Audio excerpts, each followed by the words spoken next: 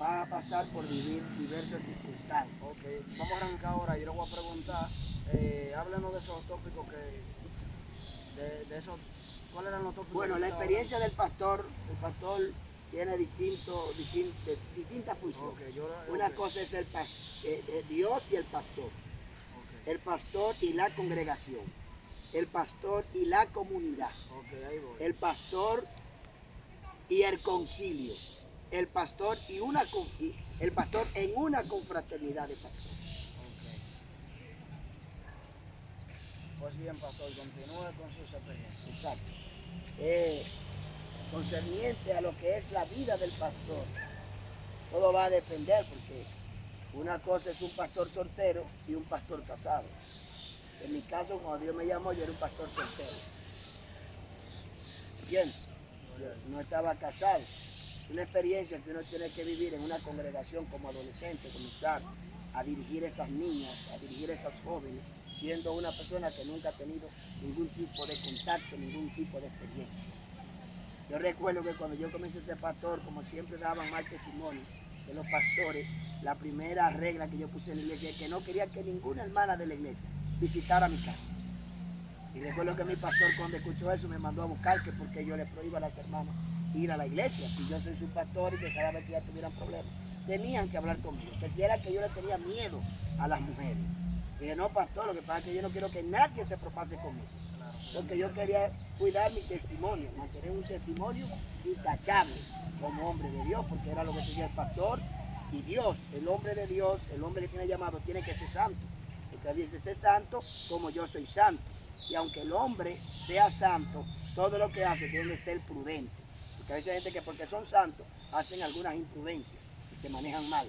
Pues hay algunas cosas que a un pastor no le conviene hacer en calidad ya de un ministro. Hay cosas, como dice Pablo, todo me es lícito, pero no todo me conviene. Ya en la actitud del pastor, en la experiencia, ya uno tiene que tener cuidado. Cómo uno mira a una persona, cómo uno trata a una persona, cómo uno viste, cómo uno habla, porque aparte de ser ya uno es un pastor y todos los ojos están encima del pastor. Entonces, como hombre de Dios tengo que cuidarme. Como pastor en una congregación, tengo que llevarme de los consejos que Pablo dio a Timoteo. Tengo que tratar a las más adolescentes como si fueran mis hijas y a las hermanas de mayores de edad como si fueran mi mamá. Es una experiencia que todo hombre de Dios tiene que vivir dentro de una congregación. Casi siempre los miembros absorben el tiempo del pastor. El pastor tiene que dedicar el tiempo a las ovejas, como dice la Biblia, que el buen pastor su vida da a las ovejas. Las ovejas hacen al pastor y el pastor hacen a la oveja. Debe haber una relación mutua, profunda, de conocimiento entre el pastor y las ovejas. Porque Cristo dijo, mis ovejas oyen mi voz y me siguen. Un pastor que no conoce sus ovejas no va a poder ayudarme. Y unas ovejas que no conocen bien al pastor no van a poder confiar en él. Debe haber una buena comunicación entre el pastor y las ovejas. Eso es dentro de la congregación. Ahora, hay pastores que nada más son pastor en la congregación. Hay otro tipo de pastores que son un poco más amplios. Hay pastores que no solamente son pastores en la congregación, sino que también son pastores en la comunidad. Se relacionan con los problemas sociales de la comunidad. Aparte de dar un mensaje en la iglesia, aparte de dar un consejo, aparte de orar y de ayunar, hay un pastor que dentro de la comunidad busca resolver problemas de la comunidad. Están a veces incluidos en la junta de vecinos. Si ya falta agua, se van a reuniones, ¿ves? Se mueven a la casa. Si hay algún problema de cualquier índole, ahí está el pastor interviniendo. Si se quema una casa, ahí está el pastor buscando una ayuda a esa persona en situación. Hay pastores, el pastor y la iglesia, el pastor y la comunidad. Hay pastores que se involucran en la comunidad. Y a veces la gente pregunta, ¿y dónde está fulano? Y no saben, hay pastores que pastorean en un barrio que no lo conocen. Pero hay otros pastores que son conocidos en la comunidad entera porque se relacionan con todo lo que tenga que ver las necesidades de ese sector. Y el pastor y el concilio, tú sabes que todos los concilios tienen responsabilidad, tienen compromiso, aunque el pastor dentro de la congregación es un pastor autónomo, o sea, tiene libertad y tiene autoridad de disciplinar, de organizar, también ese pastor se debe a un concilio. Y ese concilio tiene normas, tiene reglas, tiene actividades que ese pastor tiene que cumplir. nunca tener problemas con su presidente conciliar, siempre conocer los estatutos de su concilio y seguir las normas y las reglas. Y ir a esos eventos que ese concilio organiza. Ese pastor a veces cuando llega a una comunidad tiene por ética debe tratar de conocer a los pastores que son de su misma denominación o de sus mismos criterios, de su misma perspectiva, de sus mismos principios. ¿Ves? Bueno, hay pastores liberales y hay pastores conservadores. En el caso mío, yo soy un pastor conservador. Cuando yo llegué a San Carlos, busqué a los pastores conservadores. Cuando llegué aquí a Pantoja, busqué a los pastores conservadores. Y inmediatamente me uní a la confraternidad de pastores. ¿Ves? Dentro de esa confraternidad uno también tiene responsabilidades que uno tiene que cumplir como tal, a sabiendas, como lo saben todos los pastores del mundo, que las reglas conciliares están por encima de las reglas de una confraternidad. Usted puede pertenecer a una confraternidad sin incumplir con las responsabilidades de su concilio. Puede estar encomunado armoniosamente con los pastores, como es el caso de nosotros aquí en Pantoja, que estamos en la Unión Nacional de Pastores de la Luz en el Camino, de la cual me honro ser el vicepresidente. Actualmente nosotros como pastores, que son varias entidades pastores de otro concilio, que estamos unidos para llevar el evangelio por doquier, aquí en Pantoja. Amén, amén. Es importante eso, ya que para nosotros invitar a los amigos, ellos tienen que ver que nosotros también vamos a compartir con ellos, como usted decía, acerca de que si hace falta agua, si hace falta algo, siempre y cuando nosotros podamos, que no rompa las reglas de la Biblia, amén. Y lo que nosotros vivimos conforme a lo que se nos enseñó, nosotros podemos ayudar. Por eso he visto que muchos pastores, así como usted, han tenido resultados en la campaña que dan. Solamente la anuncian y los amigos van porque ven que el pastor es una persona que ayuda. Exacto. No una persona que es desconocida, sino que es conocida. Cuéntanos sus experiencias, sus primeros años en el pastorado. Bueno, bien lo dice el Salmo 126, 5 al 6. Irá andando y llorando el que siembra la preciosa semilla y vendrá con regocijo trayendo sus gavillas. Debes saber que cuando yo entré al Evangelio, yo soy un joven que no me crié con mi papá ni con mi mamá, sino con mi bisabuelo. Una vez que estoy en el Evangelio, Dios sanó mi corazón. Mi corazón está lleno de odio, me cambió, me transformó. Luego que me llama al ministerio pastoral, aquí comencé a tener lo que era experiencia de cómo educar a las personas a través de la Biblia. Yo era soy un arduo estudioso de la Biblia, una persona que me gusta escudriñar la Sagrada Escritura para aprender la voluntad de Dios. Entonces, a la medida que uno comienza a enseñar, uno comienza a ver muchas dificultades en las personas, de las cuales a mí me afectaban. Cuando yo veía problemas y yo no podía resolver, eso me afectaba bastantemente en lo personal, porque soy un pastor que me gusta resolver los problemas. Luego, dentro de esas experiencias, recuerdo una vez que los pastores pasamos hambre. De mi experiencia llegaron momentos que yo pasé hambre en la obra misionera, como quizás pasan muchos. Tuve necesidad económica. También llegué a andar con zapatos rotos. Recuerdo que tuve una experiencia en un lugar donde tenía que esperar a las 6. Una vez estuve esperando hasta las 6 de la tarde que una hermana cocinara para yo poder comer desde la mañana hasta las 6 y no estaba en ayuno. Ese día ayuné sin querer. Y recuerdo una vez que también me vi en necesidad y Satanás me decía, vete que te va a morir de hambre. Vete para tu mamá que te hace esos buenos sancochos. Si te quedas aquí te vas a morir de hambre. Y yo le dije al Señor, yo no me voy, porque solamente los cobardes son los que salen corriendo. Si tú me llamaste, tú me vas a respaldar, Señor. Y yo quiero que tú abras puertas y me bendiga, porque ese día se me acabó la compra. En mi iglesia siempre me hacían una compra, una dorca, y me la mandaban como misionero que era. Y recuerdo que se me había acabado la dorca. Y un día cociné un arroz en la mañana, un arroz blanco, que era lo único que tenía, y comí arroz blanco en la mañana, en la tarde y en la noche. Ya el otro día no tenía nada. ¿No estaba casado con él? No estaba casado, tenía 20 años. Satanás me ministró que me fuera, pero yo no me fui. Recordé que el Espíritu Santo me había dicho que no tengo lo que necesito porque no lo pido. Y ese día en la noche dije, Señor, quiero que mañana me regale 1000 pesos. Estoy hablando 23 años atrás. Yo quería que Dios me regalara 1000 pesos Y el Señor, de una manera extraordinaria, al otro día me regaló esos 1000 pesos. De una manera sorprendente. Había una anciana que siempre pasaba por la iglesia y ese día ella dice, Dios bendiga. Y amén, yo no conocí a esa señora. Pero ese día recuerdo que era un lunes, pasó y me mandó un papelito envuelto. Yo pensaba que era una oración. Siempre en nuestra iglesia los lunes eran cultos de oración y doctrina.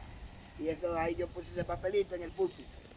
En la noche, en la tarde, como en eso de las 4 o 5, había una hermana llamada Heisy Lemo.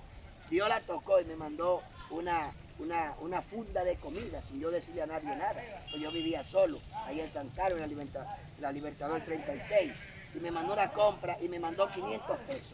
Yo recuerdo que cuando yo vi la compra, yo dije, wow, el Señor es grande. Porque yo no tenía nada y no le he dicho a nadie de mi necesidad. Y dejé la compra y yo, pues acá, si yo calculaba la compra con los 500 pesos, había más de 1000 pesos. Pero yo recordé que yo le dije al Señor, yo quiero que tú me mandes 1000 pesos, no en comida. Faltan 500, Señor. Pareciera un poco estricto de mi parte, pero fue lo que yo le pedí. Y que a Dios hay que saberle pedir. Y recuerdo que cuando abrí el papelito para hacer la oración, eso fue lo que más me impactó. Yo pensaba que era un papelito solo. Dentro del papelito habían 500 pesos más. Los otros 500, pero fue en la noche que me di cuenta. Pero eso no fue lo que más me impactó. Lo que más me impactó era lo que decía el papelito. El papelito decía, Lenín Gómez, yo, Jesús de Nazaret, el león de la tribu de Judá, te envía estos 500 pesos. Eso fue impactante para mí, porque yo no había compartido eso con nadie. Y yo esa noche le había pedido a Dios que él me mandara 1000 pesos, porque Él me dijo que yo no tengo lo que necesito, porque no se lo pedí. Y yo le dije, dame 1000 pesos. Y 1000 pesos, 2 papeletas de 500, yo tenía en mis manos, sin hablar con humanos, sin decirle a nadie. Dios es mi poderoso, Dios es grande. Y yo vi ese milagro dentro de él. Entonces, el pastor va a ser probado como el oro. Todos los cristianos van a ser probados como el oro. Pero todos los hombres que Dios llama, Dios los va a probar de muchas maneras. Vienen muchas tentaciones, vienen muchas ofertas.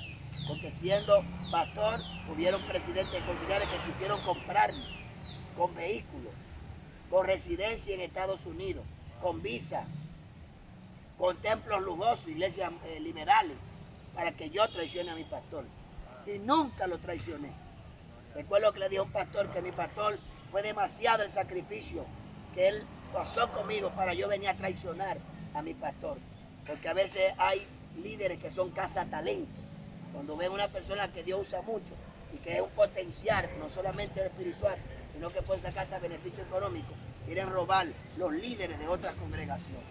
Y eso yo tuve que pasar por esa prueba. Y gracias a Dios saqué 100, porque nunca traicioné a mi pastor, nunca traicioné a mi iglesia, nunca traicioné a mi concilio. Me mantuve firme y estable, porque creo que si un pastor te forma, un pastor te educa, un pastor te enseña, tiene que ser fiel a Dios y al líder. Siempre.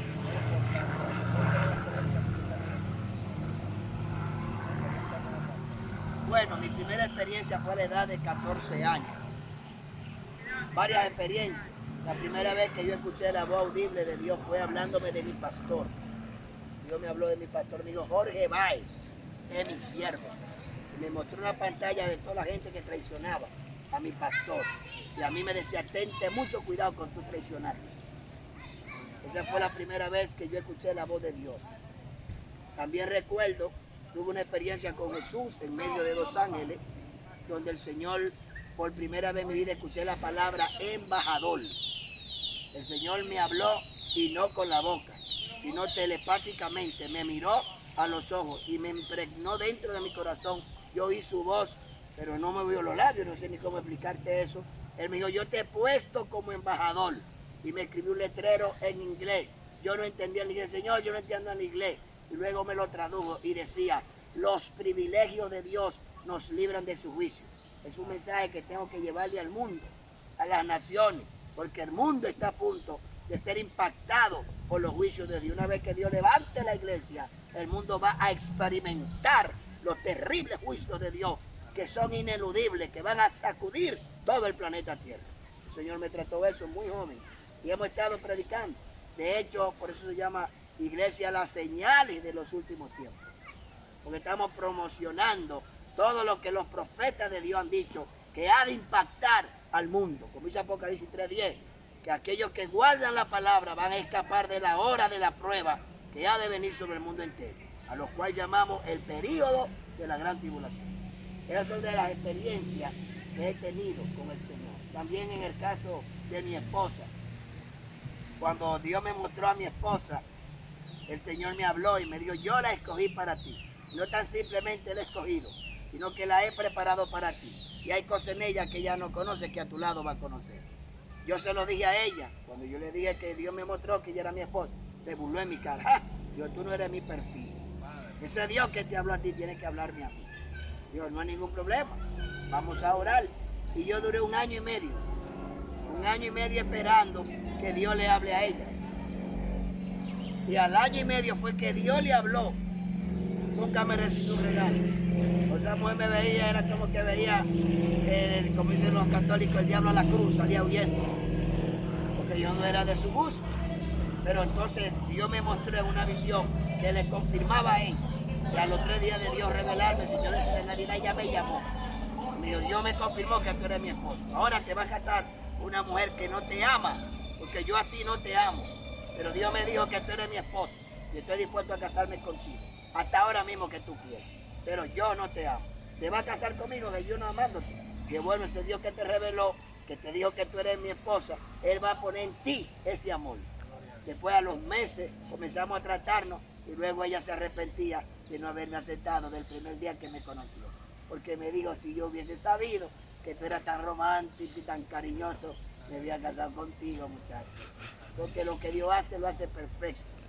Para que hay que esperar el tiempo de Dios y hacer todo a la medida. O sea, ahora mismo tenemos 2 hijas, tenemos ya 20 y pico de años casados, gracias al Señor, que ha sido de una gran bendición. No me puedo quejar de Dios, porque todas las cosas que el Señor me ha revelado y me ha mostrado hasta el día de hoy, la he visto cumplido.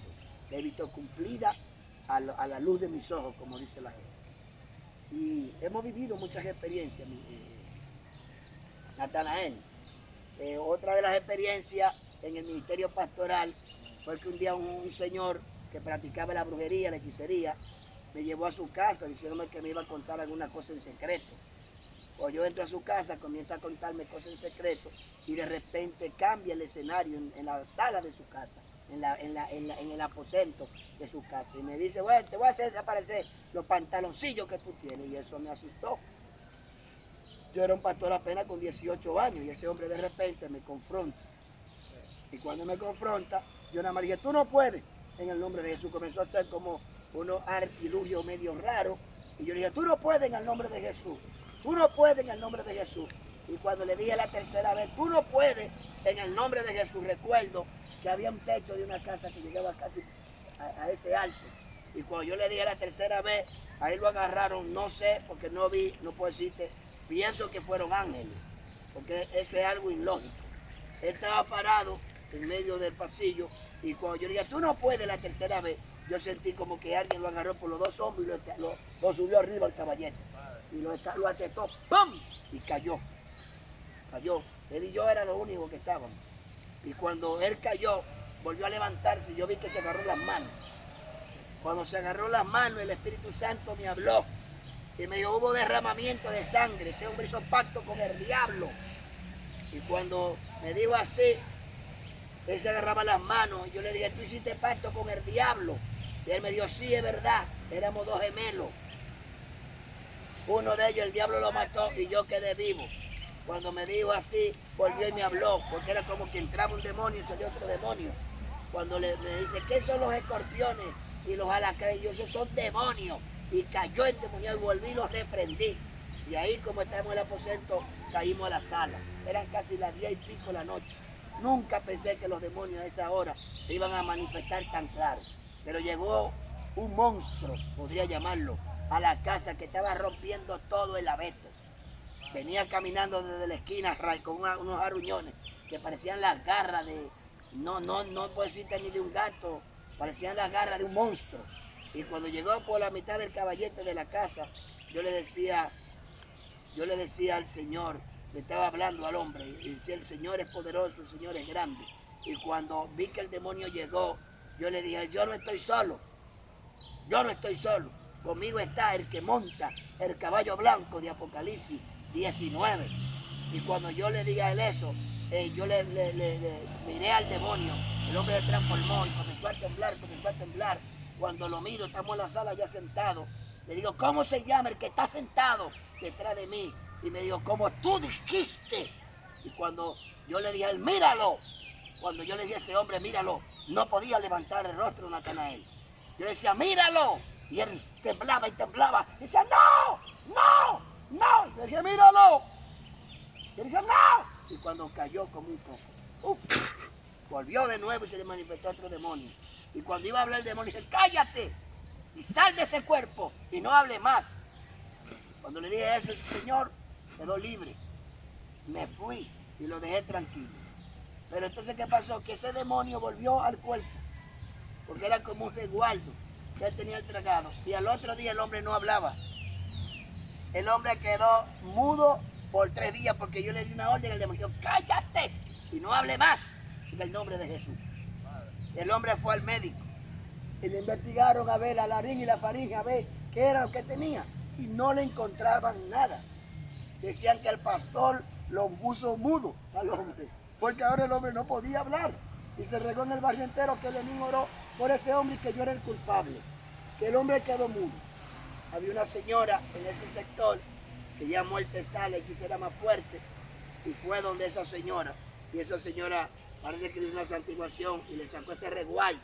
Una vez que ese demonio salió de ese resguardo, el hombre entonces pudo hablar, porque ya no poseía el cuerpo dentro de sí. Por eso que el médico Lucas, en el capítulo 11, versículo 24, dice que hay demonios que salen del cuerpo y llaman al cuerpo mi casa, mi casa, mi casa. Esas son experiencias espirituales, que a veces hay gente que tiene demonios tragados con resguardo y con cosas, pero cuando llega al poder de Dios, esas personas son liberadas por la presencia del Señor. Son muchas las experiencias que hemos vivido en este ministerio. En el caso cuando yo caí muerto, literalmente yo caí muerto, Natanael, siendo pastor, estaba mal delante de Dios, y ese día caí muerto en la sala de mi casa y vi mi cuerpo tirado como una basura, como un bagazo, y recuerdo que me quedé con los ojos abiertos y la boca abierta así, y me asusté cuando vi mi cuerpo fuera de mi alma fuera de mi cuerpo. Y yo, ¿qué yo hago aquí? No sé si fue un infarto, creo que fue un infarto que me dio, porque yo no era ni sueño, y fue una experiencia literal. Yo me vi fuera de mi cuerpo y estaba sentado normal, y cuando veo mi cuerpo me asusto. Yo, ¿y qué hace don Lenín? Pero ya no tenía control de mi cuerpo. Me sentí como que me jalaron a una velocidad increíble. Yo entré en un túnel negro y iba camino al infierno. Yo sentí el plano de la eternidad es distinto a este plano. Fácil de decir y difícil de explicar. Pero mientras yo me iba, yo veía toda mi vida. Desde que nací, Dios me mostró, vi pasado, presente y futuro. Porque hasta me vi cuando me tenían en la sanda, como dicen, y que en el velatorio, que entraban y decían a mis hijas, él era un buen maestro, él era un buen pastor, él era un buen consejero, él era un buen amigo. Pero si Cristo no me había resucitado, me había llevado el diablo. Por eso es que yo digo que la vida cristiana es más que una vida de moral, porque hay gente que vive en una doble moral. La vida del evangelio es una vida de limpia conciencia. El cristiano tiene que tener su conciencia limpia. Dios me devolvió para atrás y Jesús se me puso a mi derecha y me dijo, Lenín Gómez, te devuelvo la vida para que prediques mi palabra. Eso es lo que estamos haciendo, hablando de las maravillas y de la grandeza del Señor. Hay vida después de la muerte. No tenga miedo al que mate el cuerpo, porque el alma no puede matarte. Teme más bien a este que puede destruir tu cuerpo y tu alma en el infierno. Lo dijo Cristo en Mateo 10:28. El hombre tiene que asegurar su alma con Dios. Todo esto aquí es disparate, todo esto es una prueba. La verdadera vida está en serle fiel a Dios. Es la riqueza más grande que un hombre y una mujer puede tener en esta tierra. Es serle fiel al que nunca nos defraudará. Al Señor, al Señor. Y en la vida del pastor yo tuve esa gran experiencia. Y hay muchas más experiencias que el tiempo no nos daría. Amén. Para terminar, pastor, Cuéntanos qué experiencia usted ha tenido dentro de la congregación con personas endemoniadas. Bueno, 3 casos. Cuéntanos. Hubo una joven que cayó endemoniada, esa muchacha cantaba, ella oraba, ella cantaba, oraba, una muchachita muy consagrada.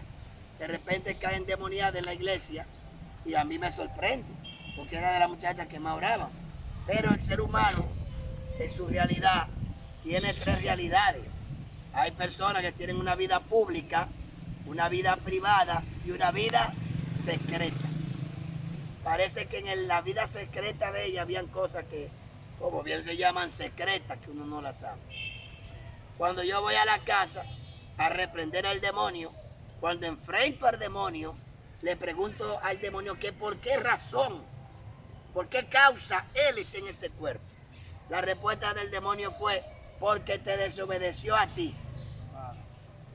Por eso la Biblia dice, obedecer a vuestros pastores y sujetado a ellos, porque ellos velan por vuestras almas. Una vez que una oveja desobedece a un pastor, está propenso a ser comido por el lobo. ¿Por qué más está en este cuerpo? El demonio me dijo, porque te desobedeció a ti. Se puso a reprenderme sin autoridad. Acuérdate de los hijos del sacerdote Seba, que se pusieron a reprender a un demonio y el demonio le brincó arriba y lo aruñó y le hizo, hasta desnudó a los muchachos. Y porque me encantan esas farditas cortas que ellas se ponen, esas farditas me atraen. Y me dijo, la voy a matar por el estómago. Déjame decirte que fuimos a todos los médicos y no pudieron resolver el problema. La muchacha murió. Esperamos que ella en el Señor se haya arreglado y se haya salvado. Pero en el caso de esa muchacha, me dijo un médico que en el mundo era como el segundo caso que habían tratado. Era algo inexplicable, era algo sobrenatural, era algo a lo que llaman paranormal, era algo no era algo normal lo que esa muchacha tenía. Esa es una experiencia, también otra experiencia que viví ahí en la Hondonada. Una mujer cayó endemoniada. Y cuando estábamos reprendiendo al demonio, el demonio comenzó a predicarle a la gente. Nunca había visto ni que un demonio predicando. Decían, ya nosotros estamos perdidos. Ya nosotros no tenemos oportunidad de salvación. Estamos condenados. Pero ustedes sí tienen oportunidad de buscar a Dios, de salvarse. Y llamaba a la familia, a una familia de ahí de la Hondonada, que lo dejaran tranquilo, que siempre vivía molestando y llamándole. Pero eso me impactó, un demonio predicándole a la gente, diciendo que ya ellos no tienen oportunidad, pero que sí nosotros tenemos oportunidad. También otro demonio se manifestó en otra muchacha en la iglesia. Y cuando la muchacha cayó endemoniada, yo le pregunté que por qué él estaba en ese cuerpo, y dijo el demonio, me mandan de Haití.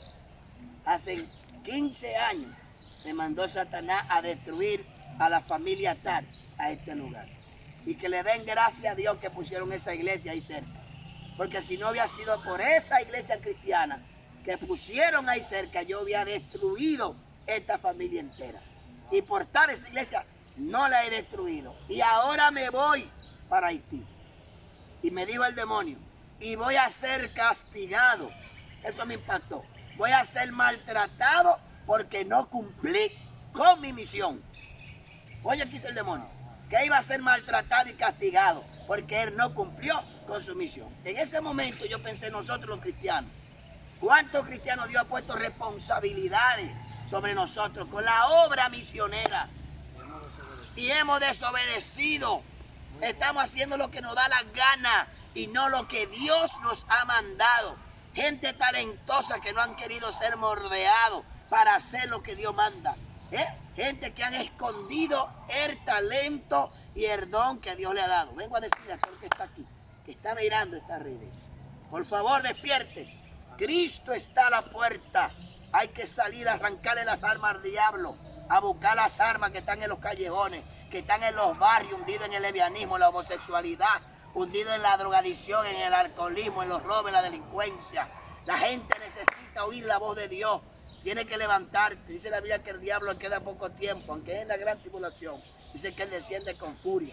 Nosotros tenemos tiempo suficiente aquí todavía para hacer la obra de Dios. Sal y predica que hay almas que necesitan un milagro, una liberación, y una palabra de esperanza y de vida. Déjate usar por el Señor.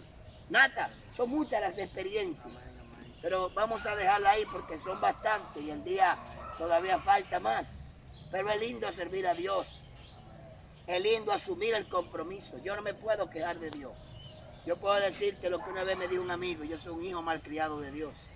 Yo creo que Dios a mí me ha dado más de lo que yo merecía. Lo único que yo quiero en mi vida es morir agradando al Señor y haciendo su obra. 20 vidas como esta serían muy poco para mí. Muy poco para yo agradecer lo que Él ha hecho por mí. Pero es maravilloso ser un pastor de Dios. Es maravilloso ser un cristiano de verdad. Es lindo cumplir con la misión. Después de 31 años en este camino, cada día más estoy enamorado del Señor. Y lo único que quiero es estar siempre en su presencia. Porque bien, como dijo David, en su presencia hay plenitud de gozo y delicia a su diestra. Amén. Para mí fue un placer y para la comunidad de Facebook y de YouTube, gloria al Señor. Ya usted acaba de escuchar. Esperamos que esto sea de gran bendición y de gran ayuda para usted y para los suyos. Recuerde compartir este video para que llegue a más personas. Dios le bendiga mucho. Nos vemos en una próxima entrevista. Bendiciones.